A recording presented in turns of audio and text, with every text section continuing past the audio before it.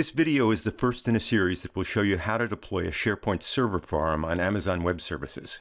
Whether you're an AWS veteran looking to deploy SharePoint or a SharePoint developer interested in exploring the AWS cloud, this series is for you. As our example, we'll spin up a public-facing website using CloudFormation templates to create elastic compute cloud instances and other AWS resources. We'll walk you through the nitty-gritty of how to do it step by step. The companion document for this series provides detailed instructions and links to all the resources you'll need. This introduction to the series will begin with a quick overview of SharePoint on Amazon Web Services. Then we'll make sure you have the prerequisites in place so you're ready to start. Finally, we'll briefly preview the process of launching the sample SharePoint website. So why run Microsoft SharePoint Server on Amazon Web Services? Whether you're deploying a single server SharePoint Foundation solution or rolling out a full-featured SharePoint web application, AWS offers you a cloud infrastructure that's flexible, reliable, scalable, and cost-effective. And we provide a complete set of services and tools for deploying these solutions.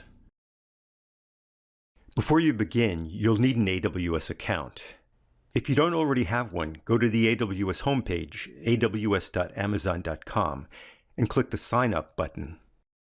You'll also need to create an AWS public-private key pair to use in the process.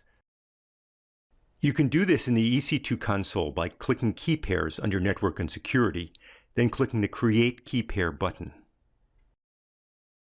To deploy a SharePoint farm on AWS, you'll launch 4 different stacks in this order: Network and Active Directory, Database Server, Application Server, and Web Front-End Server.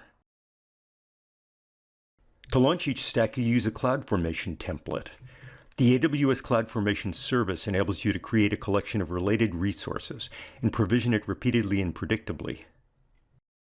The templates are plain text files containing JavaScript Object Notation Code, or JSON. AWS provides 4 sample JSON templates, one for each stack. For the database server and application server stacks, you'll also have to create custom Amazon machine images of those servers for CloudFormation to run against. When the stacks are complete, you can configure your SharePoint farm to create a sample site for proof of concept or demonstration. Finally, you can estimate the monthly costs of running this site over 3 years. AWS provides a simple monthly calculator where you can input your capacity requirements and estimate your costs. We've done a sample calculation for this SharePoint deployment. When you're done, you will have deployed a virtual private cloud spanning 2 availability zones, 2 Windows Server instances serving as Active Directory and DNS servers, 1 SQL Server instance running the database tier, 1 Windows Server instance serving as Application Server hosting SharePoint Central Administration and SharePoint Services, 2 Windows Server instances serving as Web Front-End servers, 2 Windows Server instances serving as Remote Desktop Gateway servers, 2 Network Address Translation instances, an elastic load balancer, and an internet gateway. To customize these steps, you can download the CloudFormation templates and adapt them to your particular requirements. The Advanced Implementation Guide tells you how. You can also use CloudFormation to deploy SharePoint on AWS for a different scenario, an inward-facing intranet site rather than this public-facing internet site. The Reference Architecture white paper explains this use case.